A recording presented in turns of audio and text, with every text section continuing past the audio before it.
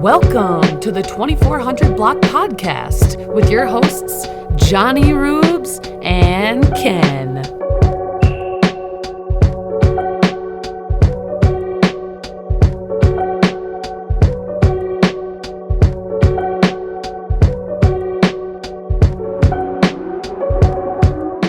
We're on the 2400 Block Podcast. See walking, see walking while we talking, you walking, we talking. It's the block, straight walking, straight walking. It's the walking. You on the block. All right, Wow. here we go with another episode. It's been a long time since we had an episode, but I'm glad to have just you and me here tonight. Just us, man. You know, it should be just us because that's where the conversation begins on the block. It started from the bottom. Now we here.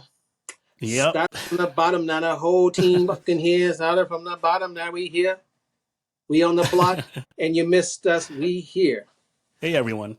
Hey, okay. guys. So, hey, guys, like they said. Hey, guys. Hey, guys. Hey, guys. Hey, guys. All right. So, I'll just tell this right out in the open. Get it it's out. Something you did not even expect it because I told this person that I was going to do this. So, thank you, Edna from H&R Block, for helping me do my taxes. Thank you so much. Thanks, All of your Edna. input really meant a lot. Thank you, Edna. Edna, just so you know, I haven't done mine yet, and I'm like probably 2 years behind. No judgments. Really? I'm neurodivergent.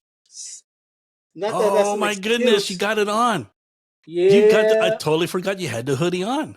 Neurodivergent. Oh my goodness, you have the hoodie. But I got a lot going on. My mind's filled with minefields. Yeah. Quote by Lil Wayne. Question. Since you got that, do you have your mask? No. Ooh, I don't. But it's actually in a nice, safe place so it doesn't get messed up. Yeah, but I'll bring it. Yeah. Cool. Next time around, I will. Yeah. I'll just do the whole hoodie thing. Yeah. Cool. That is not a plug, by the way. You just happen to wear it. Oh, okay. That was random. They're like, oh, that was really random. But it's not bad. It's just one of those things where, yeah, when you're neurodivergent and the world does not understand. I found out a word today. It's called ableism. Ableism? Ableism is when the world sets up. It's like the opposite of what neurodivergent is. Yeah. Ableism is a world mainly set up for neurotypicals. So it's this exclusion automatically in how things are set up. So there's no accommodations. So, and not to get all into the neurodivergent aspect of it, but that's big on what I'm about. But ableism is basically a world, and this is also for traditional handicap too. Okay. To where, and it's simple as when people basically kind of like make handicap not as a big deal, like, let's blame it on my ADHD and all that, and they don't really have it. While someone like me is really struggling and don't have the accommodations, and someone tells me, hey, why don't you go call this person or fill out this paperwork or do these executive functions that's going to give you anxiety, and you're going to sit there paralyzed for a while. By the time you get to get it done, you've missed the mark and your life is fucked up. Oh. Ableism is basically, I'm saying, hey, I struggle with those executive functionings, and then you kind of look at me like a deer in the head and the eyes, and you're like, I said that statement completely wrong, but you know what I mean. Yeah. Yeah. And you just don't know what to say because why? It's almost like, why can't you do that? And when I learned about that word, I was like, oh my God, that is truly our world. It's a world where it's set up this way, and if you don't move this way, then you better figure it out. But the same people that set up the rules, they did it to themselves too. So it's like basically ableism is just a means of it's not racism. Mm-hmm. It's like the racism for handicaps, and it's a very Oh. interesting one. So when I heard, I was like, Hmm. "Ooh, that's going to be a segment that I'm going to pull up because we live in a world where it's extremely difficult, and everybody's going, I don't know what to tell you. You Yeah. just got to turn that paperwork in. Like you Mm-hmm. wouldn't tell a person with literally a cut off leg to walk up the stairs. That's just not going to happen because we can see it. But you get out what's on your chest, my friend, because I feel your heart right now. Oh, thank you very much. But before I go on, when you're referring to that ableism part, Yeah. you see, my girlfriend. I'm sorry to put you on the spot, but she Reed, she got what's up? some she got What some up? workers, right? They're new, Yeah. and they're required to do the job, learn the essential functions, but without the guidance, without the support, without people teaching them to train, they're lost. They're just like Deer in the like a deer in the headlights. I headlight. got it right this time. There you go. Deer in the headlights. Go Yeah. ahead. So yeah, I kind of relate with that, and I was like that too in a job where someone would just left me, hanging, and I am still doing the step one, not proceeding to step two or step three. Here I still in step one, and Right. they're like, how come you're not, moving in your thing yet? I'm like, no one's taught me the next step. Right. Like, Yeah. yeah, no instructions. How's about that? Mm-hmm. That like when you buy something, it comes with instructions. How's about this? You didn't give me any, so I don't know what to Yeah. say.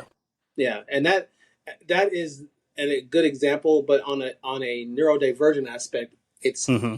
it's neurologically a meltdown because it's frustrating to be in a world where you're trying your best Yeah. and your best is never good enough because it's never going to meet the standard and you always have to do 10 times more to meet the standard because you didn't understand, so you have to figure it out on your own how to understand. And Right. that's so even if they have instructions and you don't understand them, chop chop chop, time's of essence, buddy. We don't have time. Oh, you're fired. Yeah. You're fired. Yeah. I'm actually gonna read what she posted on her timeline. I'm sorry to put you on the spot again. Oh yeah. So it says inability to follow instructions can cause one to feel annoyed or irritated. Facts. Yeah. Yeah. And that's really sad because the end result only happens if you nurture the person that you want to follow your Ugh. instructions. Oh, So excuse me, Ken. Sorry to cut you off, man, but I just realized my part of my eyeglasses is getting foggy. Look at that. Let me hear. Look at ooh, this. that's All usually right. happens when Yeah. what I'm I guess saying, with all you know that what I light. mean? Like Yeah. when you got, what I'm saying, when the situation's going on, your eyes get foggy. Oh, dirty mind, my bad. Look, I It's got to not that at switch. all. Yeah, I got Why to is your switch. eyes getting foggy? Is it I getting heated? it could be. Yeah, I guess it whatever it is that's in my head. I guess it's steaming, dude. It looks like it might Speaking be of, happen. It might be happening with these glasses real soon in a few seconds. Oh, look hey, okay speaking of, for now. oh, hey, look at him.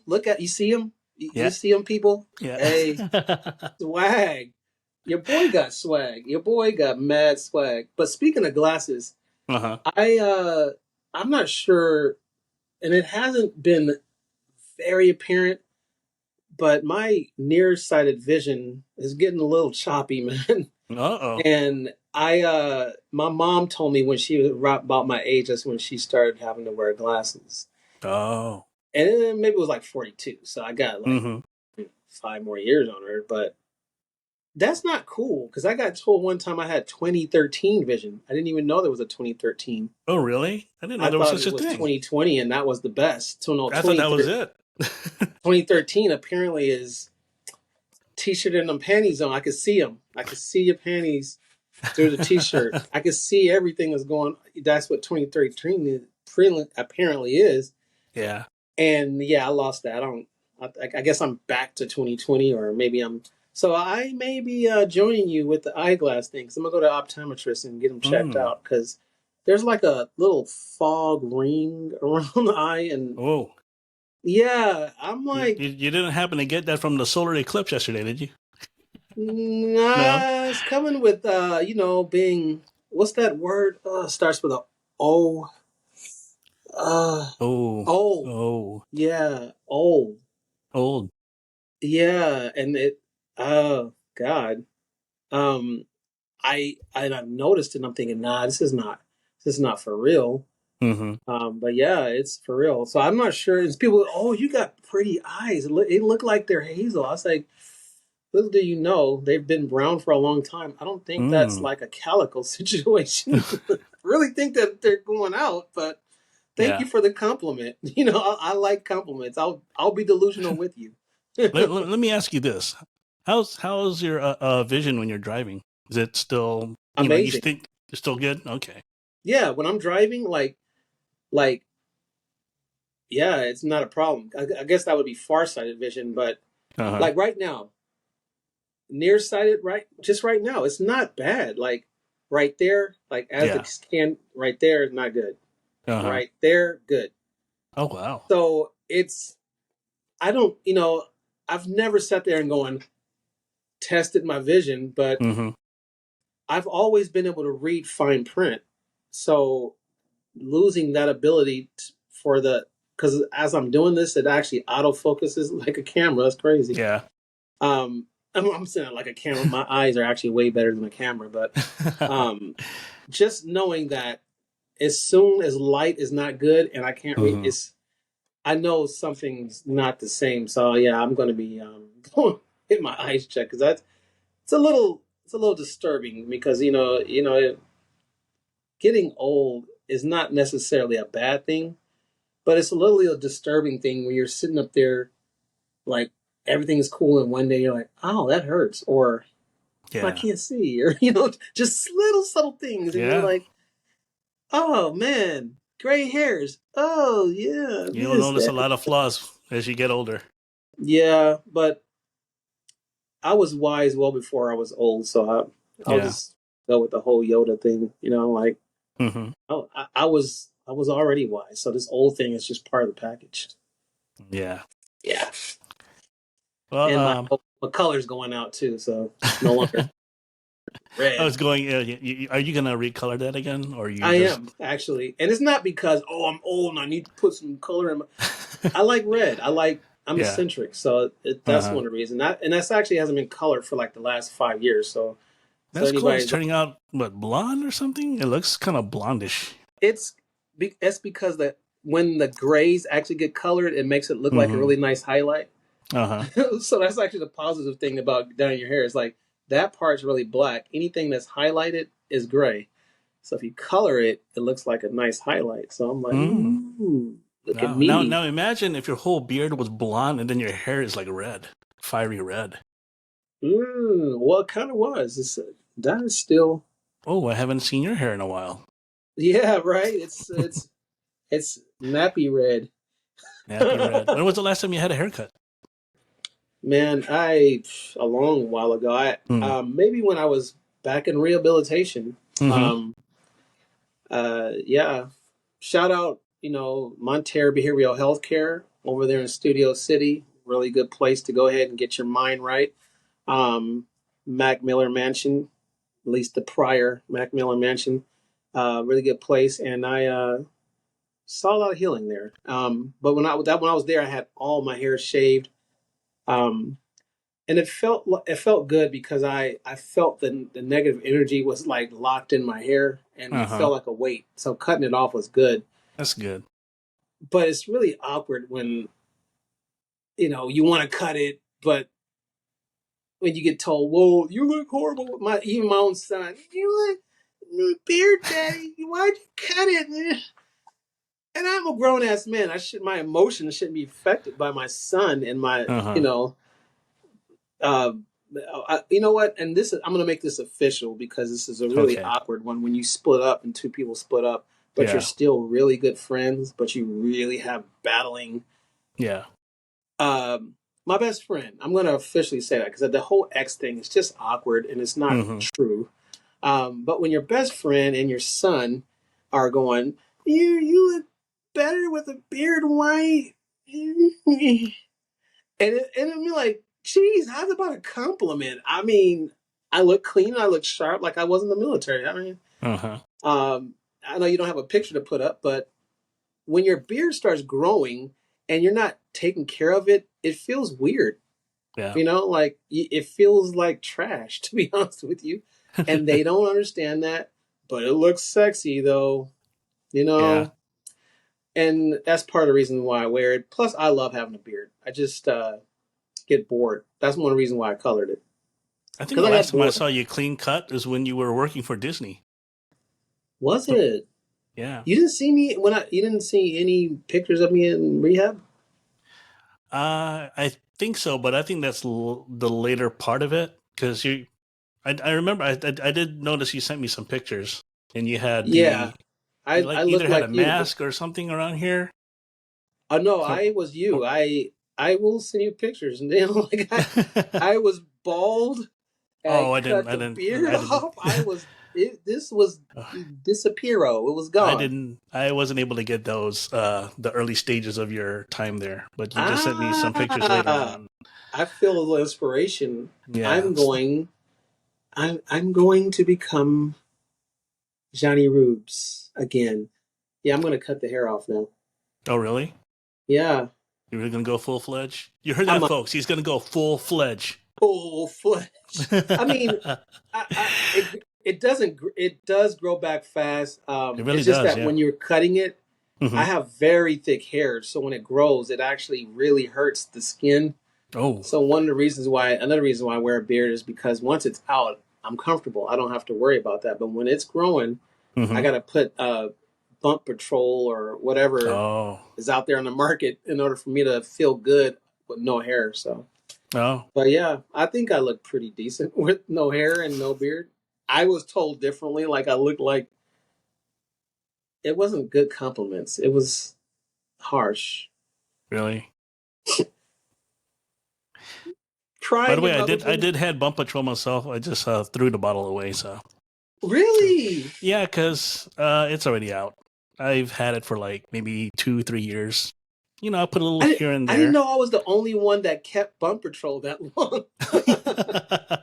I've had my bottle longer. Uh-huh. One because I always have my hair long, but Yeah.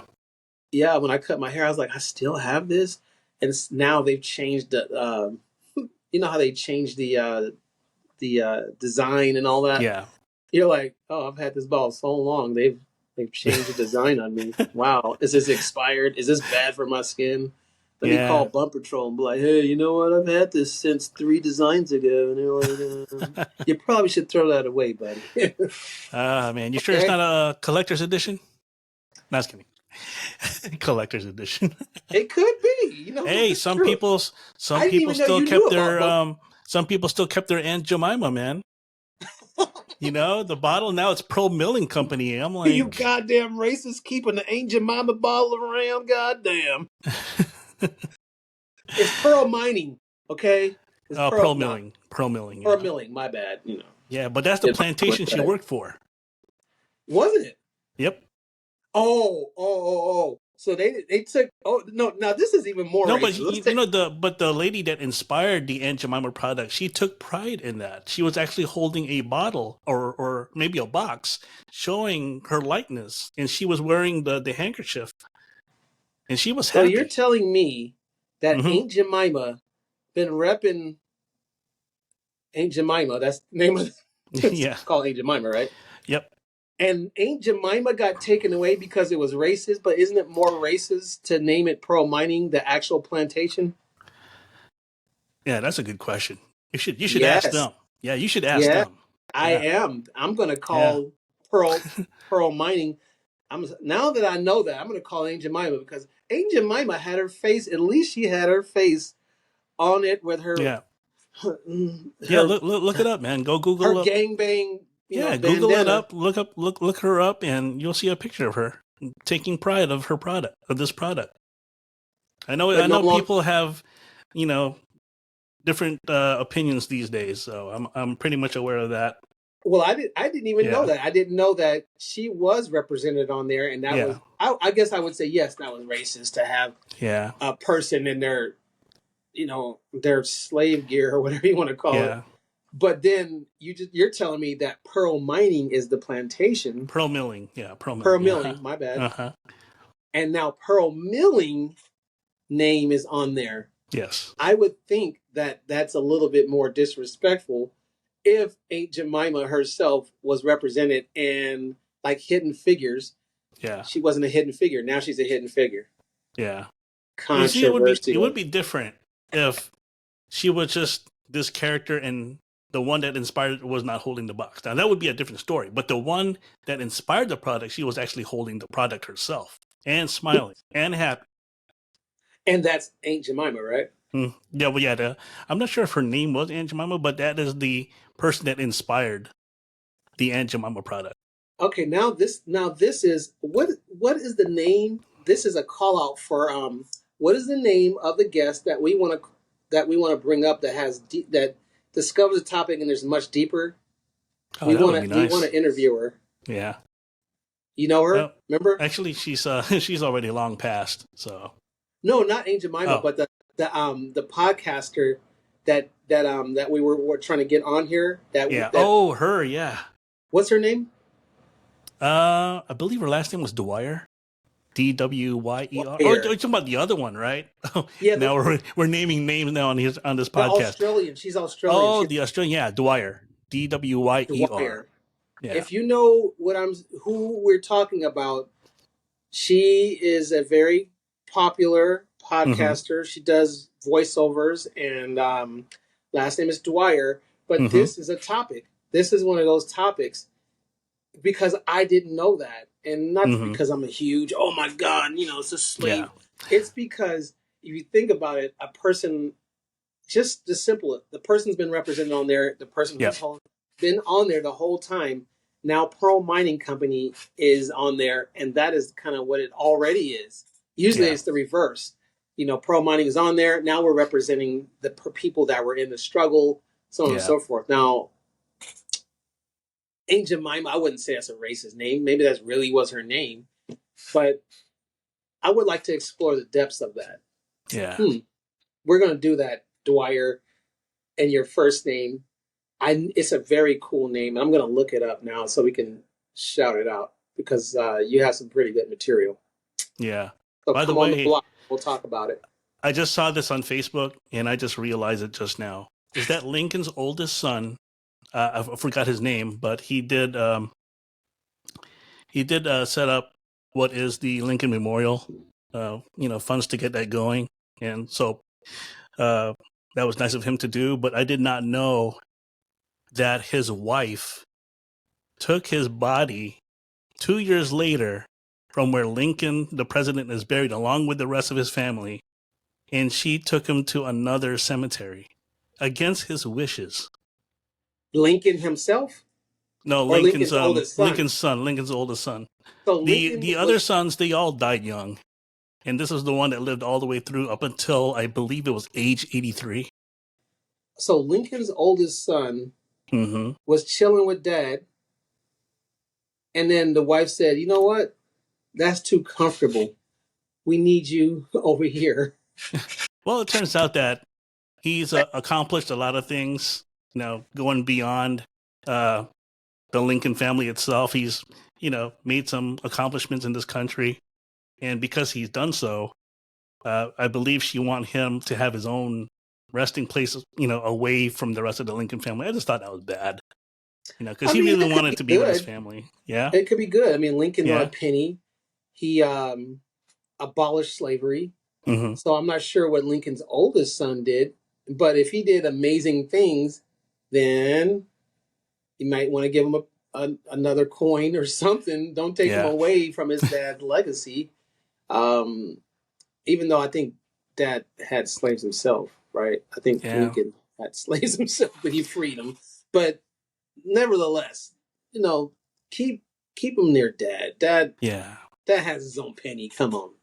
Yeah, I was there at the at Springfield. That, women, I actually was there. Why women? Why you guys got to be doing sidebar stuff? I mean, yeah. Against his own wishes. I mean, come on. Come on. Ladies, come on. Yeah, like Sounds what's good. done is done. He's there. He's buried. He's spending forever eternity over there with the rest of his family. Yeah, yeah, but in this material world, he wished to be near it. Like I hope that I'm not going to even worry about it because my wish Hmm. is not even that elaborate Yeah, anyway. Because I already don't trust people anyway. yeah, Because if I'm dead, oh, now that he's gone, sweep him up under the carpet with the rest of the bullshit. I know that's what's going to happen. So I'm like, all right, it's cool. That yeah. was just my body. Now I'm immortal.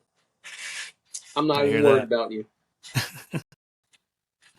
Speaking of that, speaking of life, I'll talk about what's going on with me in a little bit, but I want to tell everyone right now is that we have ended the season of our 2400 block season number 4. So right now, these are what you call the filler or the bonus episodes that we can keep going until September, where the next season begins. So right now, Libra alive, September yeah, gang, Virgos. yeah, yeah, I'm yeah. not sure what Folks, comes me and before him Libra. were born in September 30th. Yes, we were. We were. What comes before Libra? I know Virgo's next. That's a good question. It doesn't matter. Libras are the best. Yeah, yeah. That's true. That's true. I believe so. We're the balancing act. Yeah. I mean, I don't know. That doesn't seem like I'm balanced. I did just get diagnosed with 3 more actual diagnoses. Oh, So, really? but yeah, we'll talk about that. Okay. It's been really hard actually because they're pretty heavy ones. And if I say them, they're gonna be like, "Oh God, oh boy, this guy." Well, Sweet. Ken, I'll bring it to the table right now, dude. Bring it. You and I, we lead some sort of. Our lives are almost the same in a way. It seems like even though we're in our respective age right now, I'm 49 and what you're 47. Hmm. Uh, it just seems like life didn't. You know, it wasn't what we really expected it to be. But here we are. Yeah, I mean, it's because again, like what I said before, we live in a world where our lives are in a ways kind of orchestrated by prior generations and thought Hmm. processes, and we abide by them, thinking that that's what is what. But we're not in a society where it is individualized, and you're encouraged to do what's in your heart. Hmm. Um, and then you lose sight of yourself, and you don't have that self love because you don't have no individualism for yourself because you're a part of a process. And when you don't fit in that process, then you have a conversation like this 30 something years later. Yeah. So it's it's time to let it out because we have a full life to live, man. And we've Yeah. been talking about it. So I can feel it's been weighing heavy on you. Yeah. I have many gifts, especially when it comes to, reading or just drawing. I mean, my mom should have like noticed that from the get go. But it just seems like she didn't really follow through.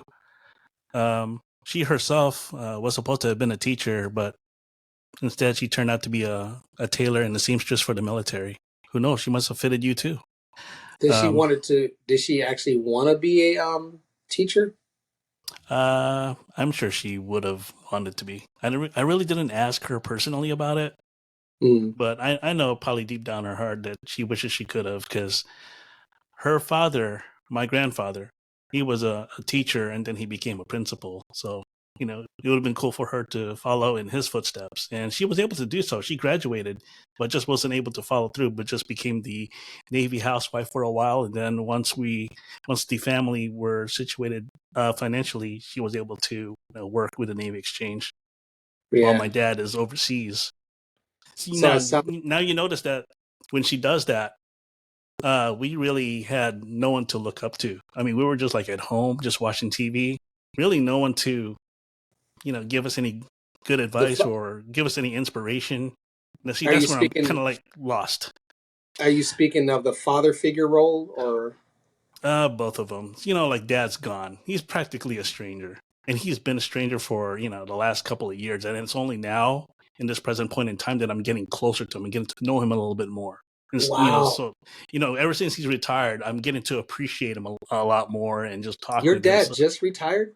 no, he retired back in 1989, but he went Oh, to got the it. Merchant Marines after that. So that's like another few years more until he Oh, okay. really, really retired. I think he really retired around about maybe 20. I'll just make a guess right here. I think he retired around maybe 2013, 2014, somewhere Oh, around there. okay. Yeah. Yeah, and that's the one of the big reasons why stopped trucking is because our roles in society as men are to go out there and make money, Hmm. and we're not taught about the actual nurturing aspect of being the father.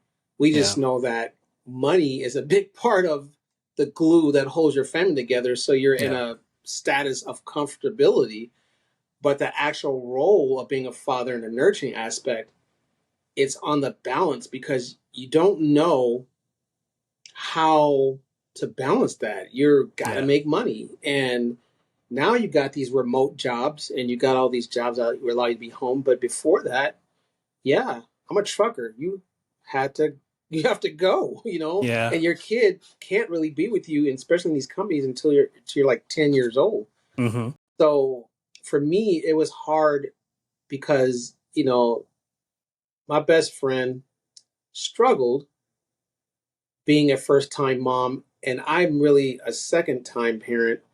And I was born with the nurturing genes, Yeah. but I did the unthinkable that I'm not going to say most dad because I can't really you know Hmm. speak for others, but I was doing fathering from FaceTime. When she called me, I'm on FaceTime making sure Diego's in check when she needed me to check him, doing the calls for the nurturing when I needed to speak to him. And I Yeah. was doing that. It was hard, but still, even in that, it was not easy. So I can understand that absent father. It's a very hard one for me to feel, but Yeah. I can see that the what's the word I'm looking for? The results of being absent in your life. I mean, barely getting to know him now at Yeah. 50 is a hard one because you needed that. And that's not the same thing about mom, but dad is a kind of sign off for her son, like Yeah. really. I remember we got into like arguments because I always wanted I wanted to have my freedom as a teenager, and every time we get into an argument, and I always like put my mom and dad on the corner. I always keep telling them, you did not you made me to be a like this kind of person, a very responsible person. Hmm. I even they keep like just saying it to my face, like, oh, if it wasn't for dad and him being overseas and making money and bringing money here, you wouldn't be having a good life. They're trying to put the whole guilty thing on me. Yeah, and that's not fair. Yeah. It really isn't because you're a kid Hmm. and you don't. You're you're like, I just want love. Yeah. But do you think that if your dad actually was present most of the time, do you think it would have been different? Uh, in some ways, yes, but he also has to be showing that the attachment with me. Like trying to find ways to inspire me. Because imagine if he's just there and he's just like not talking, and Yeah. but yet he's present. It's not going to make a difference. So, and the reason why I asked that Hmm. question is devil advocate, but Hmm.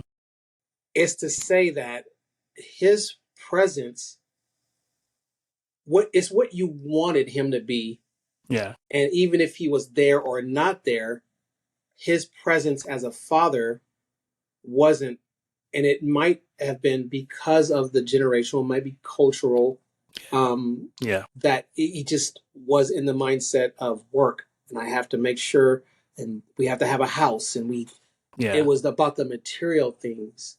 And so really, and this isn't not a jab at anybody, this is a real ask because I'm a very realistic person when it comes to Hmm. patterns. Not all dads are fathers and not all fathers vice versa. Like, you have to want to be there to nurture your offspring and make sure they're doing what they want to do. And Mm-hmm. even in that, some that are nurturing for what they want them to do, not what they want to do. So it's a very tricky one. It's a Yeah, it tricky is. rope because no one is actually taught how to nurture their children. It comes from every generation. So Yeah. actually, I believe, like for me, what I am as a father is from me. I didn't have a father figure at all, like, Mm. period. He wasn't away. He got murdered. My actual father got murdered, you know? But nevertheless, there is a disconnect for you, you know? Yeah. Is a disconnect whether he was there or not, or whether he would have been there. It from the scenes, it would probably wouldn't have been much different because you were following something that wasn't for you, right? Yeah. And here we are in 2024 asking those midlife questions, you know, life questions like, Yeah. what is my life all about? Why I haven't been doing this? And Yeah. um, you're validated, man. You're absolutely validated for feeling that way because at the end of the day, it's a trauma. Mm-hmm. It's a trauma not to feel validated for who you are and what you want out of life, you know. So Yeah. if you got to say what you got to say, you know, do it in your Jonnyroobs way. But I mean, this conversation is going to be definitely to be continued, probably for a bunch of episodes Yeah. because we are we're Gen X, Yep. I think. Yes, You we know, I get are. confused with it, but we're like the youthful generation that's forever youthful generation. But we're Yeah. also the latchkey kids. We're also meant to nurture ourselves. We are not victim, but we're part of the parents that were that beginning stages of the drug culture. Yeah. You know, from the 50s up to like the 80s, it was just nothing but drugs and fun and love. And here we are, like, you know, the internet's coming in much later in our lives, and then we are still part of the keep it pushing. Yeah. So yeah, I mean, talk about it, man. Is it how? I mean, how do you feel like for real, like to the core of you, like from a um mental health aspect? That's the really this really is about, like the mental aspect that comes from. You can use the word neglect or just not feeling like you got what you wanted. Yeah, that pretty much sums it up right there. I mean, Um, yeah, man, I was felt like, man, something was just like taken away from us, man. Like even what my mom and dad, what they went through, whatever circumstance and whatever propelled them to do what they want to do, just kept us distant because they just work so hard, man. They work too hard. And then at that same time, it's just me and my bros just in the house. No, yeah, no guidance, nothing. Just the TV and us. We're just learning stuff. What's on the TV? TV is pretty much our parent. yeah, and And I'll be honest with you. A lot of like the version of it now is Diego. uh-huh, Diego gets a lot of love and he gets a lot of do what you wish and everything. But the right, opposite is he's on his iPad one because if he doesn't, it'll freaking drive the whole world crazy. So yeah, it's different now. But then it seemed like it was about survival. Um, do you have the ability to actually have this open conversation with them? I mean, and mom and dad, if you're watching, this is not a blast or anything. This is really a conversation to open up healing. That's the truth, you know?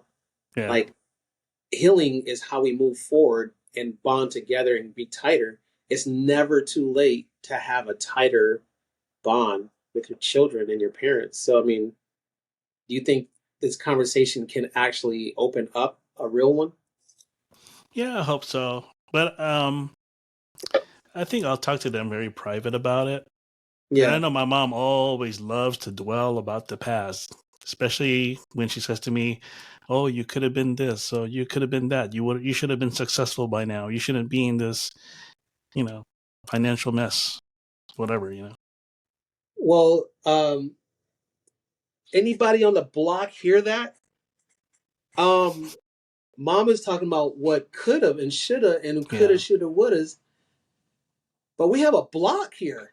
yeah, This is an actual successful platform here. yeah, This is an amazing platform to actually keep it real and bring people that are aspiring and doing things, whether it's Gabriel Spartan or Carly yeah. or a Lauren or Mm-hmm.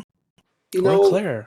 a Claire. I mean, we're bringing on people, and all those people are inspiring people. Yes, they are. Again, Claire, inspiring. She inspired me. I can text her and she's telling me about the arrow and we're bringing on people to heal and inspire each other. So I mean that is an accomplishment. Yes, If it you is. didn't realize that, you have created the glue that's bringing all this together.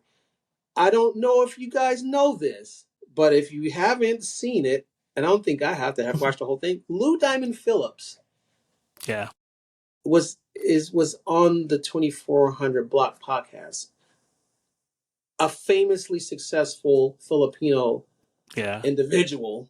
And if you didn't know he was Filipino, he's not Mexican. He's Filipino, like a mother.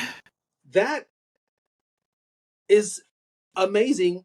And if you have a conversation and you just mentioned that, Mom, I interviewed one of the most famous Filipinos on the planet. Shoulda, coulda, woulda's go around because I'm thinking you haven't have you watched Gran Turismo? Not yet, but I've heard of it, and I just ended my Netflix subscription when that was going on. Redo it because it's Mm-hmm. an important one. It's a father son movie, but it's the movie that we're literally talking about. And even though we are our Uh-huh. age is really a number. We're human beings that want to be loved and understood. And when you think about that, and I'm not going to spoil it too much, but the whole idea of it was there was a passion there, and the father didn't quite see it because his perspective was his perspective. Uh-huh. And this is my view. If you bring a person onto this planet, it's not about your perspective, it's about theirs. It's about nurturing their perspective. It's about nurturing because that perspective is a unique perspective that is adding to the world's evolution. So Yeah. it's good because we have a lot of talks, and I know, and this is not to put you on blast, but I talk shit about myself. I say negative things about myself, and I'm always happy when someone jams me up and says, "My friend, Liz Castillo, thank you so much." And I'm going to read it because it was very, very, very, very uplifting. Mm-hmm. Because I'll say the diagnosis I just got diagnosed with: borderline personality disorder. And I'll highlight the actual. I'll even go over the actual report. Mm-hmm. From the VA, but my friend Liz said something that was super uplifting when I was feeling. I said, I feel alien, like Mm-hmm. my intellect and my talking is too much, and so on and so forth. But it's who I am. So I've led a life that wasn't. You know what I mean? Like, Yeah. so she said, um, let me go here. She Okay. said, Elizabeth Castillo, my friend, she's a trucker. So Okay. shout out to wherever you are driving out there. She's also a truck driver. She says, um, "You might be an alien." Just kidding. Laughing face. Alien rocket ship. The little Q-bird purple emoji and an alien. And a genie in a bottle. I don't know why that one was, but I love her to death because she's funny. And she goes, and sometimes you might be a part of a problem, because I said I was part of a problem, but you are Uh-huh. definitely part of the solution too. You're solution oriented. You're always looking to the better, fun, thoughtful, passionate, smart, skilled, and overall amazing. You are welcomed, loved, appreciated, and inspiring, and have so much to give and be given. Thank you so much for introducing me to so many concepts that have encouraged me and my mind, for loving to talk about it, and for wanting to be friends. You know, I pass that on to you because I see you talk that mess about yourself. But man, Yeah. the 2400 block podcast is a quantum physics that came out of your mind, my friend. You inspired me to go towards my creativity, where I was chasing, like you said, Mm-hmm. something else that I believe I was supposed to be chasing. And I'm not saying family wasn't it, but what I did for a living, it was just, I can understand where your father's coming from. What I think I'm supposed to do. But my son is what inspired me to get off the road. He literally said, Dad, um, you know, this is trucking. And, trucking. You think, Dad, yeah, I want to go, but he can't go with me. So he told me, to stop driving. In his words, Oh maybe it wow. was exactly those words, and I did, Mm-hmm. because one, you know, Sam was struggling because she has physical disabilities and she has the same, Looney Tune diagnosis as I have.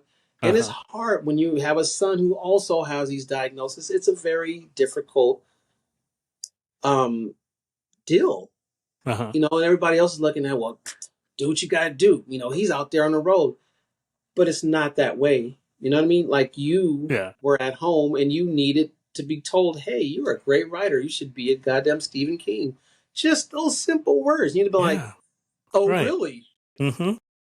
Something Okay. encouraging, I Yeah. also got scary shit to put in this book too, Dad. Like, but I could see both sides, because again, the reason why I mentioned Gen X, because Gen X is like that generation where we have a little bit of that toxic positivity shit, and we have a lot of progressive shit in us.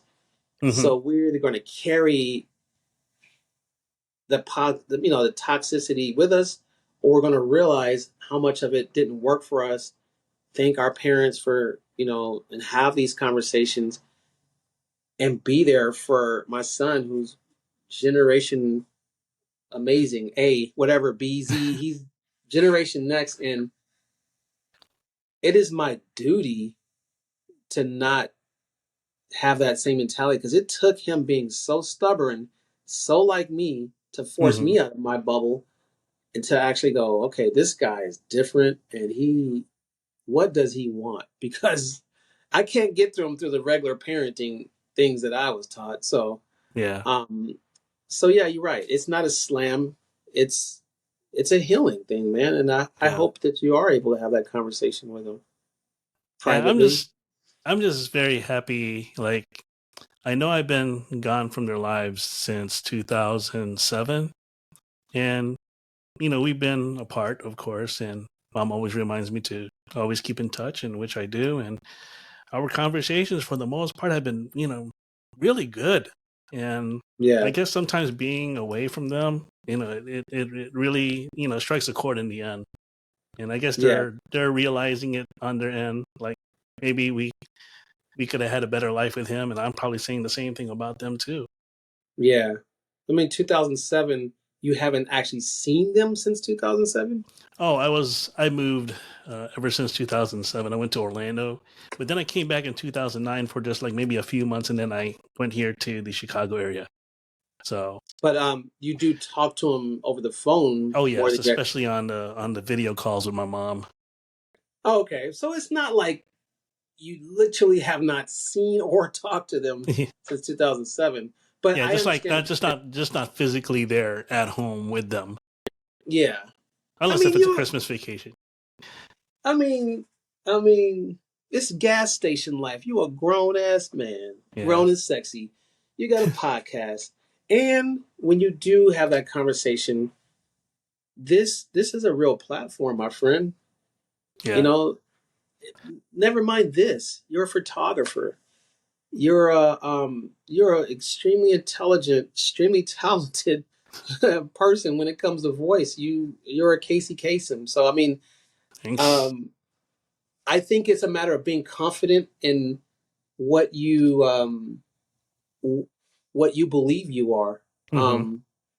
Because yeah, I struggle with the same thing, and I think that's a big part of my borderline personality disorder is that I don't my locus of control over what I believe, my confidence seems to waver because it's changing based on, wait a minute, I've been told this, and I keep getting pushed away from family, and but I keep getting told what you know Liz told me. Like I keep getting like Sam will tell me this, but it's also based on her perspective and her traumas too. But for me, I'm a very, very big-hearted person, so I can only be Stone Cold Steve Austin for so long until you get in rehab, and then you got it brought back to earth and with the humans, and you're like, oh yeah, I gotta actually feel these emotions. So yeah, it does hurt, like Yeah. to not feel like you believe you are, So I mean, this segment is actually an important one, probably for a lot of people, man. Yeah. Hopefully, this is going to be the first of many, especially with these bonus filler episodes that we're doing right now.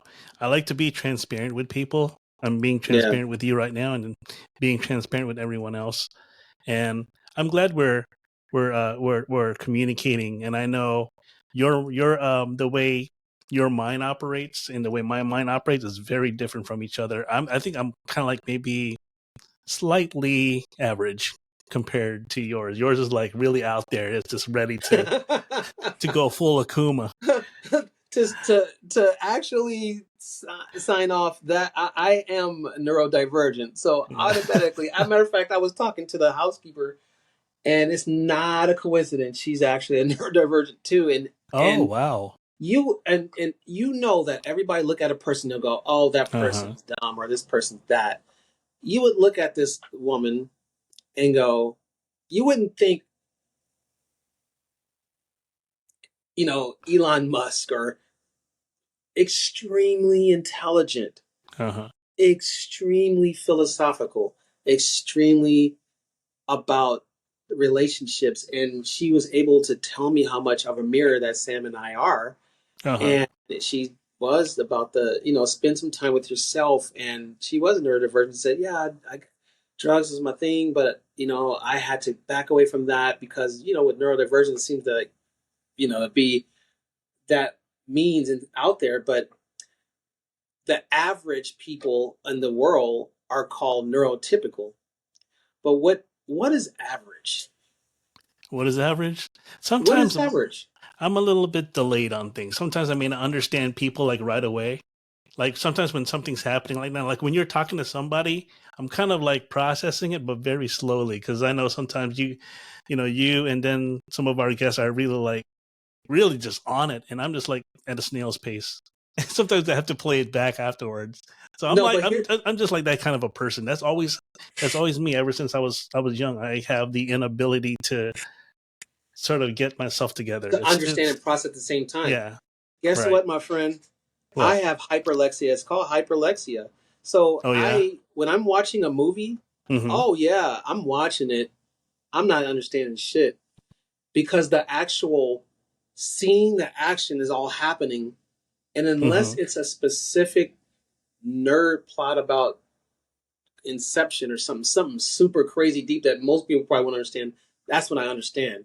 But when it's a plot like Sex in the City or something, my brain doesn't comprehend basic bitch shit. I Yeah. just, but super complex shit I do. But in general, like if I'm reading, or if you to tell me, and even though The Matrix is my favorite movie, even though it's a very Yeah. complex movie, I can't tell you the plot it makes sense while I'm telling you. Yeah. I can tell you things from an intuitive standpoint.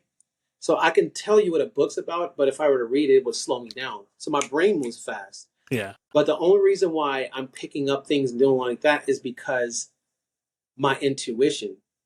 But you just mentioned something that I struggle with too.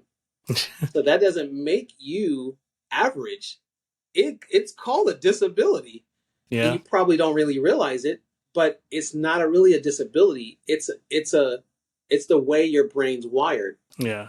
But look at the bigger picture of it, man.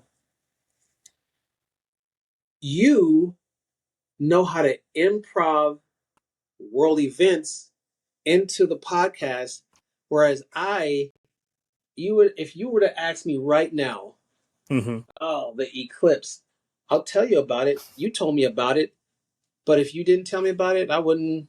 Eclipse, what? You know, because my Yeah. mind is way out there, but the actual details that you think about are what the masses think about. I'm thinking about, literally 10 years from now type stuff. So my mind is just way out there. And I think about life like this, and this is not a cut. There's the dreamers and there's the dream supporters. Uh-huh. Dream supporters are people that are stressed out with that kind of thinking because it's just a lot of thinking. Dream supporters are able to dive in these details because those details naturally are a focus for me. I have to find that focus to anchor myself down. So your energy, literally, if you're talking about this podcast, literally plays to the masses. So Yep. I'm being told to actually be with the human experience. Yeah. By So the way, when you were mentioning about the movie, there was one movie that I just watched recently, and I just gave up on it. Like it wasn't even to the halfway point of the movie yet, and it was Oppenheimer. It was just too much for me. It was just so much Oppenheimer, to yeah. absorb. Yeah, it was just too much to Yeah, absorb. right. So after that, I'm like, I just went to watch Back to the Future. I just thought that was more of a simple, movie to watch, and I was always entertained by Back to the Future, and I'm still a fan of that. For so many years now, we're about to approach 40 years next year for Back to the Future. Can you Back to believe the that? Future, 40 hell yeah, years. man. I still want those Nikes, those Nike boots. Uh They huh. actually have a replica of them, and they're like $750 or whatever, if they're even What? still selling. Yeah, those, and they actually tie up by themselves or whatever. Yeah. I think in real life they actually made some that do that, whatever. Uh huh. But yeah, I really would like Yo, check to. this out. Yeah, check that out, man. I'm about to show you right now what we were just talking about in the Oh, beginning. the ancient. See, I told you. I told you, man. Dang, Aunt Jemima, she a biggin. She a big one. See how happy she was? Look at that. Oh, she got her own book. Oh no, that's the No, that's pancake box. the product. Yeah, the product. Oh, so that's the real Aunt Jemima. Yeah, the one that inspired Aunt Jemima. Yep. Wow, they should actually make a movie. I'm sure there's going to be an Yeah. actor who's going to play Aunt Jemima and make this podcast and this injustice that Pearl Mining took back over the name. Yeah. They're like, all right, black people, since you're complaining, we'll just put our name back on it. I think her story deserves to be told. It does. I didn't know she was a real person. That Yeah. I is mean, crazy. whether you look at it in a positive or negative way, she was a part of our pop culture. A hidden figure, just like the movie. Yeah, man. Yeah. Damn, I didn't. Yeah, I didn't know. I just thought, just like anything. But you know what? Back then, when they actually put something on the box, like they're Mm-hmm. actors for Disney, Yeah. when he actually drew the actual person for the character. I didn't know that. So like, Oh yeah. it makes sense that the real Aunt Jemima, that is really her face, and she was a real person. Yeah. I wonder if she had kids in the lineage that actually gets some bennies from this. That would be interesting. See, But yeah, man. that's the thing about doing these podcasts. It's about not just knowing a person, but knowing something. That's always been the thing ever since I was, young. I always hang out with friends, and we always want to know what something is, what's on the TV, what's this artist that we're Oh, listening to. you know, it's funny. Sam and I Mm-hmm. do that on a very regular basis. Like as soon as you hear a word, You don't stop and privately look it up later. We do it on the spot. So kind of in a way, this is exactly what's happening. And getting back to the whole disenfranchised Gen X thing, let's grow up on the podcast. Yeah. And what I mean by that, we're grown in the sense of our bodies, but our minds are, because I'm going to touch a little bit on mine, but yeah, I've spent a lifetime wanting to be an entrepreneur. Oh. Knowing, reading, going to Amways and doing all this stuff, and there's people who go, I got an LLC they got LLCs, Yeah. This business is no big deal, but somehow there's a block in my mind, a 2400 block in my mind on the concept of it all. But I say the same thing. I wish I had a mentor, but me, I didn't even have it. Actually, technically, my dad was an entrepreneur. He was a pimp. He was actually a clothes designer. He was a drug dealer. He could have passed that on to you. If he lived, maybe he could have passed you. How to be a stylist, a trendsetter. And we set trends. There you go. That's what it is. We set trends, and we begin again. Nice. So we could do that on this podcast, and that's what this sweater is literally about, man. It's bringing people on that's setting trends. Carly setting trends. She was actually a what was her profession before she said, you know what, I actually just want to work out for a living. I remember she was like doing an office job. I forgot. It was with Ernst & Young. That's all I remembered. Yeah, she was working for Ernst & Young. Yeah. And, a professional organization. Forgive me, Carly, for not knowing. But she went and did what she wanted to do. Gabriel, teacher. Now he's a parent coach and a co-parenting coach. Like, that's not who thinks of those things. But the idea is a lot of us, and Carly's younger, but a lot, and she said she was an old soul. So, but a lot of us are abiding by what we think and believe. And my own daughter, she's 22. What she thinks and believes is that I'm going to go to school because her mom and her stepfather were fronting the bill while dad was paying child support to go to school. She's 22 and she's over it, and she's 3/4 of the way, 2 semesters done, and she's ready to go start her own brand. And dad should be going, you know what? You better push on. And no, I'm not keeping that energy going. No more, none of that. Because I wanted to be 22 and be told that, hey, you know what? I respect your mental health. I respect the fact that you have anxiety going to class. I think you should really follow your heart. And I told her, I said, I will spend every waking day, ma fille, that's what I call her, my daughter in French. I'll spend every waking day making sure that you get there, because that's most of my live for is my kids. That's the reason why I've sacrificed. So it was the opposite. I went out and did what I had to do because I thought my kids need, this, but they really needed me.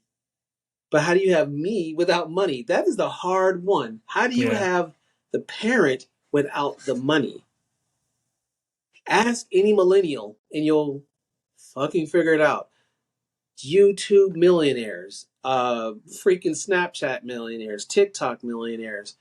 There is so many ways to make money, and that's one of the segments we said we would talk about. Is there is opening up this corridor of ways to make money, so we can actually be the parents we want to be the people we want to be, because we all worry about our overhead. Yeah. That's why your parents were that way, because they worried about your welfare. But they forgot about your welfare. It's really weird. Your welfare was being very close to you, was building that relationship. But how do you be the parent with the money? So that's a segment I definitely want to bring up, because I'm struggling with it right now. I'm trucker for 10 years and had 100+ jobs, but I can't go back there as a trigger. I just need to make money that allows me to be flexible and be there for my son.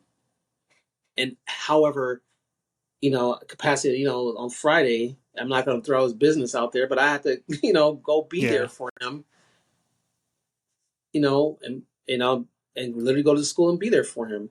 Um, that's what I needed to do. And that's why I came off. So I'm actually living the reason why he wanted me to be out. He didn't know it, but that was the reason why he wanted me to be out so I could be there for him. And all a child knows, and let's face it, you're 50, I'm 47, we're still children that don't have that need filled. All he knows is that I need dad. He don't know the logistics of being an adult, the parenting, the business, the hell, the relationships, the freaking stress. I just need you, dad. So we gotta literally go, okay, and push aside all that I just said and go, no problem, son. Like, and to give your dad credit and your mom credit, that's a hard thing for anybody to have to do because it is a societal pressure saying, how dare you leave the job and go there for your kid? You Yeah. need to come to work because if you don't, you're fired. You know? Come to think about it, come to think of it, if they push me further, and see, my skill set as an artist, because they see me like draw like really good, maybe they could have pushed me on to I could have been an Imagineer in Disney or something, because my mind was just Well, like out there, you it are was imagineering. then. Yeah. Sam says this a lot. If Yeah. I was in a different family, if I grew up with different parents, you know, this and that and the other. So you're telling me that your brain's dead? You're done? What the beautiful thing is, we've been through that trauma, and let's just say it's as simple as your parents come in and my bad for not supporting you. I love you. You should be this. And then boom, you're like, okay, I'm going to Disney right now. I've been waiting for this because I had an interview. But more than likely, that's not going to be the case. But we'll be realistic is to have a physical conversation with it. Yeah. And then what happens in acceptance commitment therapy is accepting the reality that there, and I was told this when I was in rehab, is that not everybody's on the same right with you in therapy. You're going to go home, you're going to have all these therapies and all this wonderful stuff, and it's going to be alien to them, you Hmm. know? So this conversation, although maybe they might see it, although you feel it, will be alien.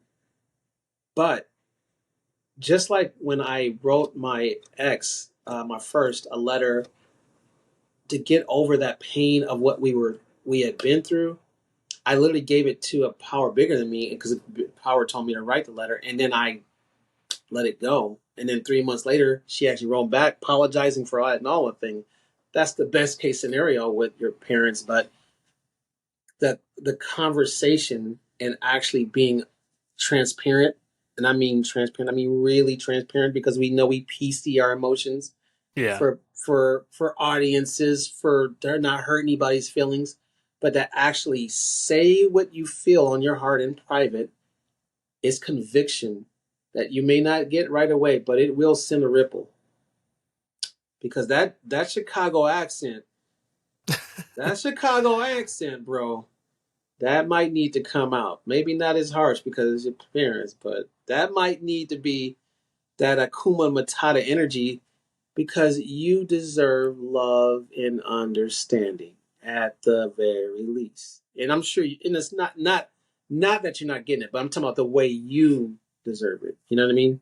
Yeah. Um, my mom has seen some of my Facebook posts, especially when it comes to my latest book project. And she is very, very supportive now. I mean, she is like empowering me to do my best and to make it happen. Right. She also said that she's willing to help me. So it's very nice of my So it's mom there. too. Yeah. Yeah, so it's there. I mean, it might, I mean, we've been through a few bumps together, but now she's she's seeing that in me, that I'm really, really trying my best, and she really wants to see this thing happen. She wanted to really see this thing take off. What, the podcast? Oh, but aside from the podcast, she's happy about this, of what she's seeing, especially on the posts. I think a Filipino auntie, which is like her friend, her best friend, her son is like my godbrother, and she's always passing the news about what's going on with me and my podcast and who's my guest, and I'm talking to you and and all that. She knows that I'm very active. She knows I'm very out there, especially doing a podcast. I mean, of all things, doing a podcast. Can you believe that? I mean, this thing was just an idea, because I've always wanted to be a DJ or an MC back in the day, because I had friends that were into that. But I also wanted to become a DJ a long time ago. I mean, that was one of the many wishes that I wanted to do. I wanted to be that. I wanted to be a comic book artist, because I've collected comic books and I admire some of the artwork that some of these wonderful comic book artists have done.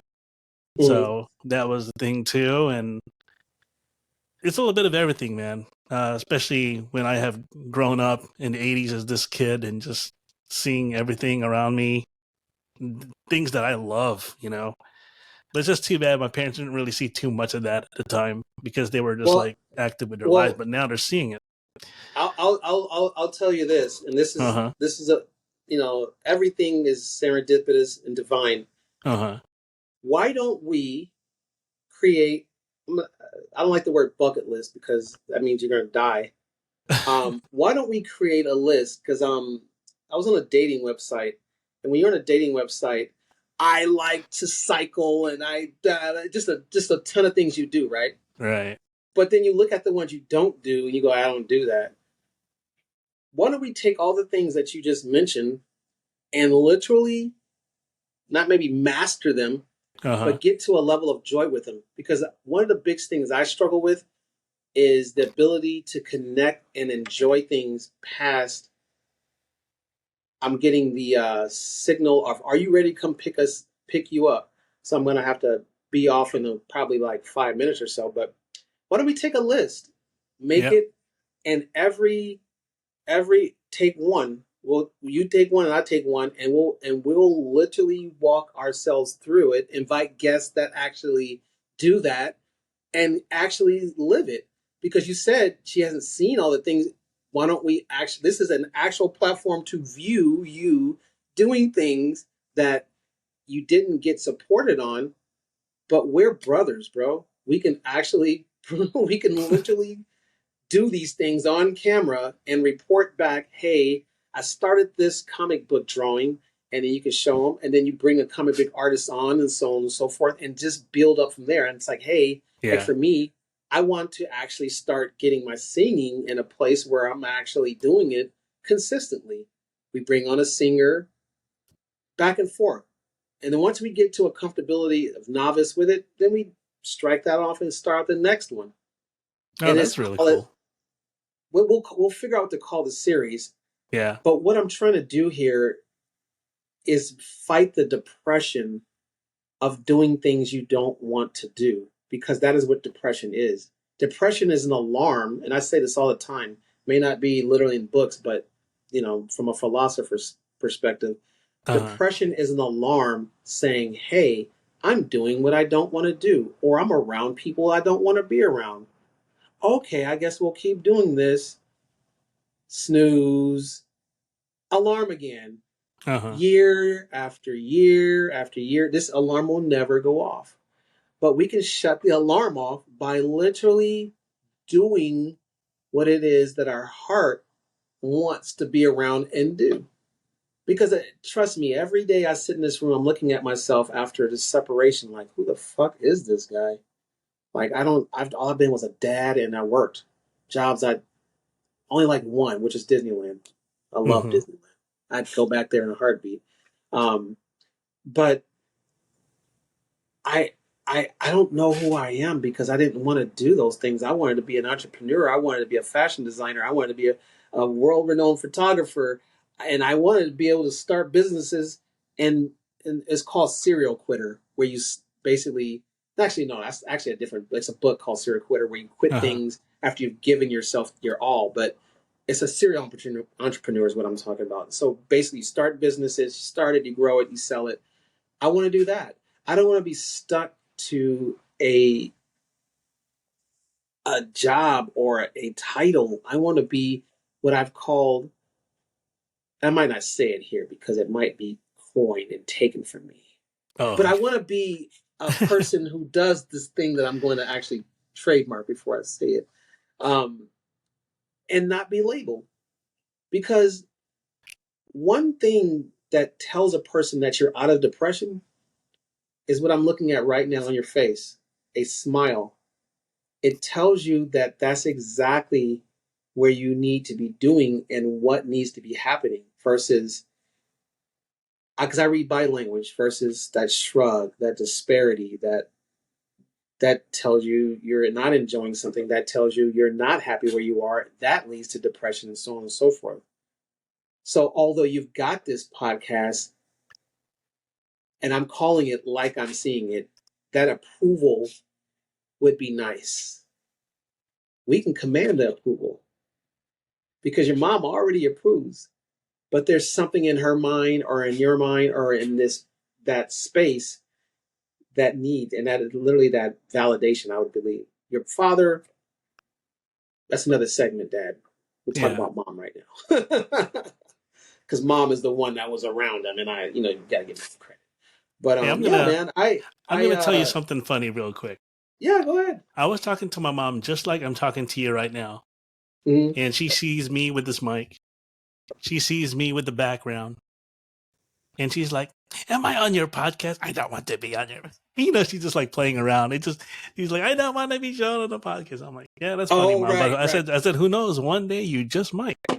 I like to talk with my mom. Usually, when someone says that, unless they're super, super serious about it, they really do want to be on the podcast. Yeah. So the only way for that to happen is when this thing is so ridiculously successful that she's like, okay, Yeah. And they're, Filipino voice, okay. Yeah. I'd come on one time. That's it. Not again. But I'm sure she would really want to be on it because you want to celebrate your son's success. Yeah. And if you got so many people talking about your son, not that I've ever wanted to be a celebrity because it really comes with a lot of pressure. People, liking you so much that gets very toxic. But satisfying that need, especially as a creative person, to be successful at it, not just in your little, drawing book, and all my photography is in my, not printed. This is not my photography, by the way. I'm at Super 8 in Redlands, and this is a great photography, but this is stuff that easily I shot. And I'm thinking the person who shot this picture is making money, and I'm not, and I'm thinking to myself, dude, we're going to do that. We're going to actually take the podcast, and I've actually had a dream to do that. I forgot what I was going to call it, but I wanted to start a TV show where people come on and they have a dream, and we just live them, whether you're young or you're old. And people are going, I'm too old for that. Great, perfect. What is it? And then we do it, no matter how insanely ridiculous it is, because I forgot someone who had was an idea, and I thought I've never even heard of that. But if we don't look at people unique in their ideas and who they are, we'll never see that unique thing, and we'll keep thinking that this one thing was the most popular when it turns out there was things that were far beyond, because we only wanted to make this norm the popular thing to like. You know what I mean? So I'm like, this podcast can be that thing. Call it "I Have a Dream." Like Martin Luther King, and live it. Lil Wayne said, "I don't talk it, I live it. I paint a picture vivid." And the pistols popping like I'm sitting in the skid like I go hard, I go so mean. I'm so New Orleans, told the judge I wouldn't budge. it was him or me. I mean, you know what I mean? Like, we gotta live this, man. Yeah. We're talking about this for a reason because our hearts are like, I'm sick of the depression of not being who I want to be. You know, and I felt this conviction. You know how long I've felt this conviction from you? How long? Years. When you were in there doing the inventory, years driving them, years I felt it. You know, and I always said, I know he doesn't like doing this, but he's not ready yet. He's just, you know, he's in that zone. I'm in my zone with my family thing. It's not time yet, but it's time now. It's time to actually, you know, oh, I'm gonna get this merch for to 2400. How? It's not hard to get merch. You know, I made this. You know, some people call it a Kanye West sweater. I mean, it was nothing. You know, it's not that. It's not hard, but it's only hard because of the blocks we have from what we've been conditioned. So I think it's about to pop off. I think the next season is going to be on fleek, bro. Yeah. We about to set it off, but it's going to Yes, take we are. us really having this us conversation versus just having a guest. Yeah. We don't have to be on Matchmaker to have. We can have these conversations and inspire ourselves, and people want to get on the show because they're inspired to be on the show. You know what I mean? Yeah. Oh, by And the this, way, a few days ago, it's actually the 4th anniversary of Rome's death. So it was April, I believe it was April Rome, 6th. Yeah. You know what's Rome. strange? His for some reason I just ended up on his picture the day before his anniversary. That's strange. Like I'm just flipping, all of a sudden, boom, I'm brought to this image, and I just realized the next day that was the anniversary of his death. Man, that is the Yeah. universe speaks, man. The Mm-hmm. universe is a very interesting beast, you know. It's Yeah. it's for a reason these things happen, you know, and I think it's like I was just going back to the depression thing. It's time to start hitting snooze on alarms. So if Rome came up, Rome speaks, Yeah, you he's know. with us in a way. You know, he's part of the Rome 2400 speaks. block. So he also grew up on his 2400 block on his street. So Yeah, right. yeah, Jeez. Oh, and you were a part of us too. I mean, you I came to his was. home, he came I to my was. home. So yeah, Yep, I was, man. I it's mean, not just you just joining the 2400 block podcast. No, you were actually physically there at on that the particular point block. in time. Yep. Yep. I hug the block. I love the block. I still remember you going to my birthday gathering. With the Patisse. Yep. And you met my mom. See, there you I'm go. all She I'm still all remembers like you. I'm doing this like I'm a but You look like so distinguished. I'm the Aunt Jemima of Patisse. Like, this is very salty, people. It's Very not. salty. It's very salty. Oh my goodness. I'll never forget when somebody broke a bottle of Patis in the commissary. Oh my goodness, the smell Oh my is god, bro, that had to have been horrible for oh, a it was hot horrible. minute. That was because it's fucking fish sugar. It's fish salt, basically. Just the look on the janitor's face, my goodness. He's probably like, really, really, guys, really, okay, really, guys, all right, really, guys, that sucks, guys, that sucks, really, guys. Like, fuck you guys, really sucks, man. This is fish salt. Ah! Easy, buddy, easy, buddy. I'll help you, man. I'll help you. It I took him got forever to water and clean I that got one. soap. Took him forever, man. It took forever for that place to get back smelling good again. Wow, yeah, but this is no joke, bro. That's No, like it's not. breaking out, busting a bottle of ammonia, Yeah. like, and acid. Like, oh my god! But it's delicious. You put a little patis on some rice, just a little bit. People, do not overdose on patis. You will die, probably. You might. It's really, really salty. Man, I need some Filipino food right now. Man, What are you craving, man? I am craving adobo, pancit. Um, a beefsteak. Mm, Um, good selections. I'm a little balut. I need Oh, some. really? Yeah, I know it was gross back then, but yeah, You can even some eat that with the feathers and all. Some eat it ye- like that. Some do. no, I don't remember wanting to eat Oh, it like that. I think I'd like the cleaner version, but you know okay. what? I'm growing up on the block, and Uh I'm bucket listing. huh. I want feathers, people. I'm taking it raw. What else am I Yeah. craving? Bandisal. I am craving. What is the name of the fish? Uh, it Is it looks milk? at you Is all it like a dead and fried.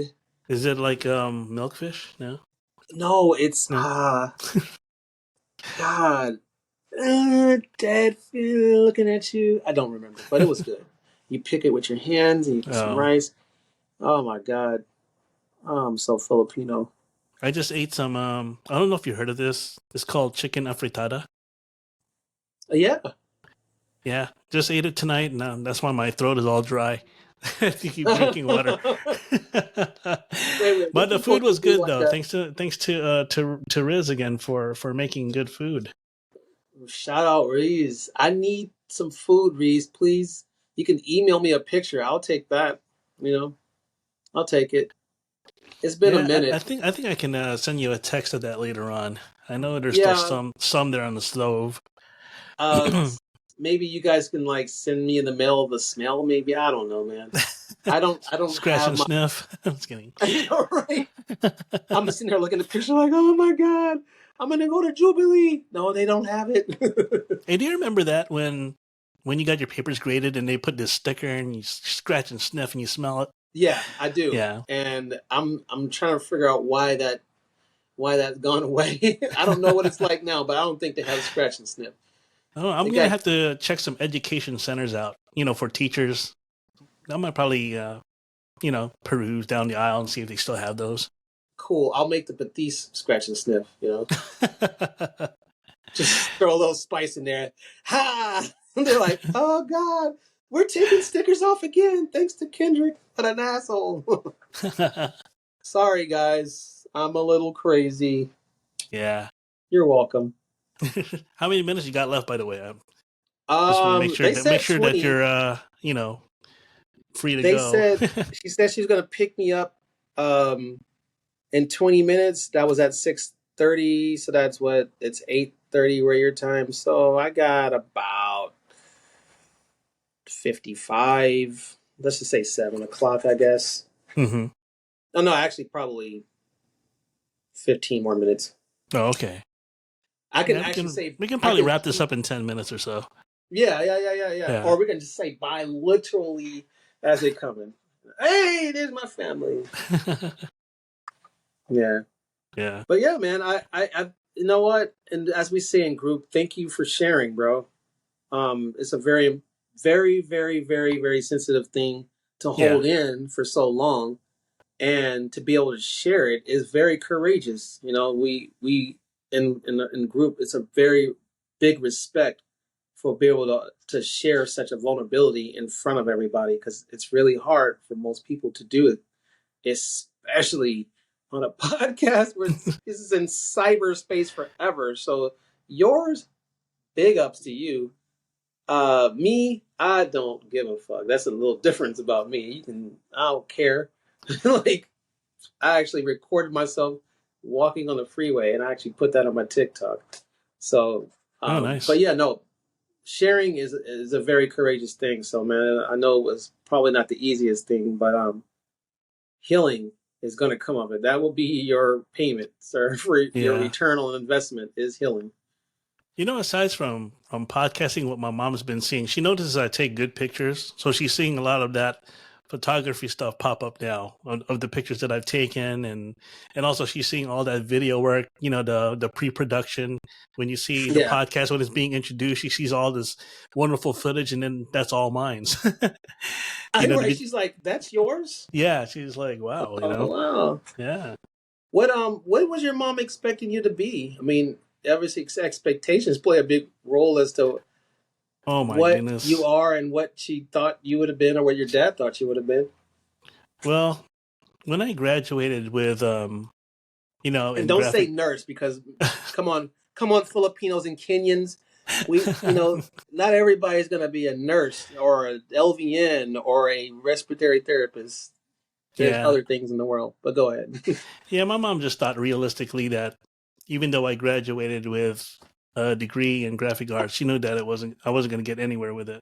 I can go as far as maybe like a small company, working as a graphic artist, which I did, but it didn't last that long. It was only for like maybe a couple of months, and then I was, out of the job after that. But I'm glad to have taken on the experience. But she just knew it realistically, right then and there, that it wasn't going to work for me, even though I did succeed in graduating and doing all these wonderful Which is projects. crazy, because Hmm. the most foundational is, my son graduated from college. Your mom's like, that is not enough. Yeah, yeah, You need to become literally Apple's designer for me. But wow. You know what? I didn't actually know, you've mentioned it once or twice. I didn't know you yeah. actually got a degree in graphic design, man. Oh, you didn't know that? Yeah, I also got I a. knew it, but I kind of you kind of waved it around a little bit. Uh huh. Um, yeah, you hold a bachelor's degree in graphic design. Actually, it's an associate's. An associate's Yeah, is a degree. yeah. It's a degree, and it says you graduated, man. I don't have that. I have 90 units. You can say I have a master's if you want in units, Oh, but not an actual degree. So you actually trapped one. That's great. yeah. And I also went to ECPI College of Technology, which is now ECPI University, and I had an associate's as well in, they call it Computer Systems Administration / IT. So I have it was pretty much like like you have a maybe like a customer service role. That's pretty much what it would entail for the most part when it comes to that, or just taking on a customer service role in an office environment regarding so IT. so you graduated, got your associates, and I'm not sure if I passed it, but she wanted you to be what exactly? Or Oh, thought you would be. she thought I would succeed in that too, and then just jobs were just not materialized after graduating from that either, and it was hard too. It was a very competitive No, market over there in I Virginia. mean, what she like she thought you would have been an oceanographer. Did she have aspirations for you to No, be something different, or no, she just go with whatever trend was going that time, especially when all the people, well, I mean not people, but uh, let's just say those around my age group would succeed into medical fields, and I think she must have caught on from some friends of hers because their sons and daughters were succeeding in that. They were thinking that she was thinking that I would probably do the same thing. that's still, by the way, that's still the thing. Yeah, Nurse, the medical field. If you ever talk to a parent, especially if they're Filipino or Kenyan, they're not even gonna think about you as a human being. They're gonna go medical field, because yeah, you're going to succeed, and it's true. The medical field is people are sadly are going to die, and people are going to get sick, and yeah, people are going to be need nutrition and so on and so forth. But that is the more traditional means of looking at it. But it sounds like your mom was just happy to see you succeed at whatever. yeah, That's good. That's actually, I thought maybe it was, I wanted you to be a nurse and you didn't, because I hear a lot of that. I wanted you to be a doctor and you didn't. So, and they're knocking the actual successful thing they're doing, but they wanted them to be this, and they're still wanting them to be that. So your mom's just like, I guess she's like, be successful at something, and you're like, well, I am, yeah. That's pretty much the thing now. Although she, like I said, she always dwells back on the past, saying you could have went to school and become somebody by now. But then there's a part of her now saying, do what you can to be successful, save a lot of money, make a name out of yourself. Well, Especially with this book project now, she's really like getting super motivated about it. I mean, moms just want their sons to basically make a mark for themselves. And Yeah. we didn't really talk about your dad, but it really, I think more of this is about the sign off of motivation from your dad. So do you think this conversation can actually be had with your father as well? Yeah.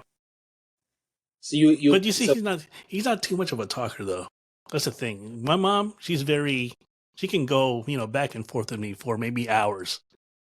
I'm not sure so if about you a were podcast, but she can in a private conversation. But my dad, he's very low, soft spoken. His English is kind of, a little bit, limited. He doesn't say he only says like little sentences here and there. But oh, okay, so he's like traditional Filipino, like yeah, super traditional. So I mean, so do you think you can be able to open up and oh, they're here. all right, All right, here we Block. go. We This is are what about happens when you're recording and things and happen. yeah, this is what happens. This is the real life. This is what happens in the block, especially the Redlands block. I'm gonna get some shoes on Okay. and uh yeah, so this is the fan band. Uh huh. Nice. This is my Sammy P right here. Hi. Hey, Yay. how's it going? Hi. Next, Hey, Diego. yeah, Diego, how's it going? How would you? Hi. Hey, how's Look it at going, me. Diego? Hi, me. Look at me. Your dad is very happy. Why? Your daddy loves you. Mommy loves you too.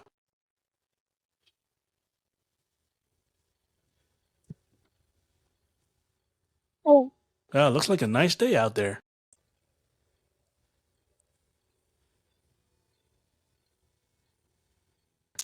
I see.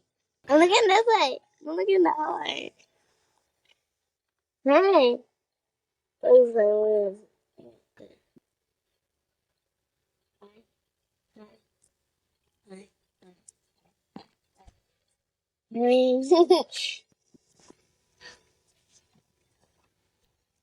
Yeah. 99. all right, buddy. No, I wouldn't hold him. I know, but I gotta close out the podcast. Yes. Hey, this is where it goes down on the block. Real life. Wow. Isn't that cool? You're just like in the room and now in the vehicle with Now your in the family. vehicle, man. You know, I, All right, yeah, I man. really lived those I'll catch lyrics you from. later because the connection is kind of slowing down. Yeah, oh yeah, my internet's cutting off. So with that said, peace. We out. Thanks for checking out this episode of 2400 Block Podcast. Don't forget to follow and subscribe.